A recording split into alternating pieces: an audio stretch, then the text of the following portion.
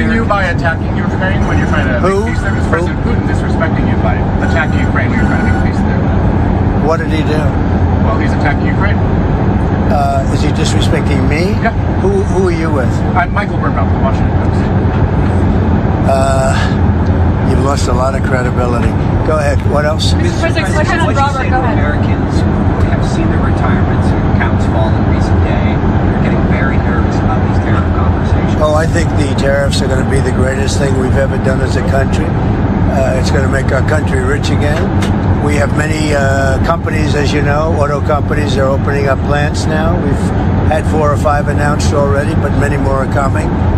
And we're basically going to take back the money, a lot of the money that we've given away over many decades. We've lost our jobs, we've lost our factories. We've lost 90,000 factories since the beginning of NAFTA. It's not that long ago. 90,000 factories, think of that. And we're going to get them back, and they're coming back, and they're coming back in records. Look at what happened with the big chip company, the biggest in the world, by far the most powerful chip company in the world, from Taiwan. And they're going in with $200 billion of money, and they're going to build something that's going to give us 35-40% of the chip market in one company. No, it's going to bring it back, and I think it's going to make us bring us to a level that we've never had before. Is there going to be a government shutdown this week? Many of your supporters are concerned about conservative. Your supporters are attacking SCOTUS Justice Amy Coney Barrett. You put her on the bench. They're saying she's a DEI hire. Do you regret putting her on the bench? Look, she's a very good woman. She's very smart. And I don't know about people attacking her. I really don't know. I think she's a very good woman. And she's very smart. Is there going to be a government shutdown at the end of this week? Could happen. I mean, the Democrats want that. They want to destroy the country. So I can't tell you, but it could happen.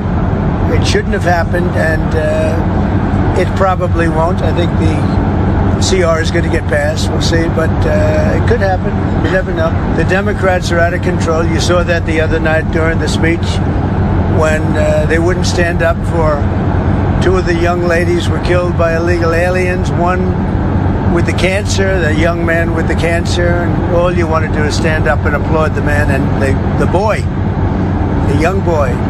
And nobody's ever seen anything like that. They're out of control. They've lost their minds. Mr. President, are you alarmed by escalatory rhetoric from the Chinese response to your tariffs? And are you planning to meet with Xi Jinping about trade anytime soon? No, they took that rhetoric back, as you know. They were very tough. And I said, whoa, what's that all about? And that rhetoric was taken back. You know that, right? My question to you is, but if you know that, why would you ask that question? are you planning to meet with Xi Jinping anytime soon? Yeah, at some point I will. I have a very good relationship with President Xi.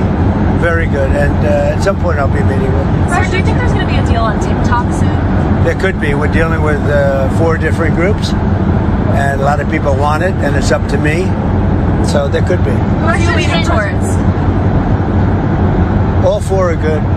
Mr. President, you have said there's no feud between your cabinet members and Elon Musk. You Yeah. even had dinner with him last night, Secretary Rubio. However, tensions are high between your cabinet and Mr. Musk. How are you going to simmer down tensions? Does Mr. Musk need to back off? Well, I don't think the tensions are high. Look, Elon's a very special person, and these cabinet people are special people. These are very successful people, or they wouldn't have gotten, they've attained the highest heights of government. And I think they have a fantastic relationship to Elon. And DOGE has been incredible. Hundreds of billions of dollars of waste and fraud and abuse has been already found. And that doesn't mean they don't have a little bit of an argument here and there about something, or maybe personnel arguments. There's not too many contract arguments. Contracts have been found. This is much more than just personnel. We found hundreds of billions of dollars of fraudulent contracts, or very wasteful, but I think fraud. I think it's fraud. There was just another plane crash. And I think really the cabinet, for the most part, I think they get along really well with Elon. There was just another plane crash in Pennsylvania today. Secretary Duffy's big concern is his department is being gutted. He's been, dealing with these crashes ever since he was sworn in. Does he have a legitimate concern? Well, that has nothing to do with the department. That was a small plane, and that would have happened whether you had a big department or a small department, as you understand. It's just they're in they have space like this. You know, they have times when things happen a little bit more often than normal, and then it goes back and you go many years without having a problem. I'll tell you, I think the Southwest pilot did a fantastic job last week when he lifted that plane off the air, because if he put the brakes on, that wouldn't have been good. And I think the license should be maybe revoked for the plane that got in the way, from the pilot, revoked for the plane that got in its way. But the way he immediately stepped in the gas and lifted up, as opposed to, you know, thinking for about 3 seconds when it would have been too late. The Southwest pilot or pilots they did a great job. Russia, China, and Iran are doing military exercises together. Does that concern you? No, not at all. Not at all. Why not? Because we're stronger than all of them. We have more power than all of them. I rebuilt the military. Unfortunately, Biden did nothing with it, but I rebuilt the military. But we don't want to even talk about that. I think if you look at what's happening, and if you see what we've done, and if you see where we've come, and let's see what happens with the whole Russia-Ukraine thing. I think you're going to have eventually, and maybe not in the distant future, you're going to have some pretty good results coming out of Saudi Arabia this week. Are you going to resume aid to Ukraine if they sign the minerals deal? Well, I think they will sign the minerals deal, but I want them to want peace. Right How do now, they show that? How do they show they want peace? Well, right now they haven't shown it to the extent that they should. I think right now they haven't, but I think they will be, and I think it's going to become evident over the next 2 or 3 days. I think eventually, look, we have to have peace. And I'm doing this.